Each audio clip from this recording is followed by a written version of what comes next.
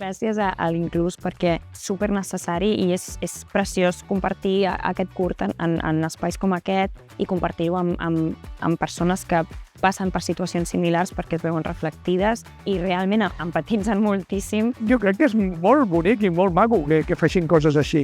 Aquí he vist documentals que toquen la fibra, que dius, hòstia, aquest està pitjor que jo, ho poden fer, i és que és veritat, es poden fer moltíssimes coses.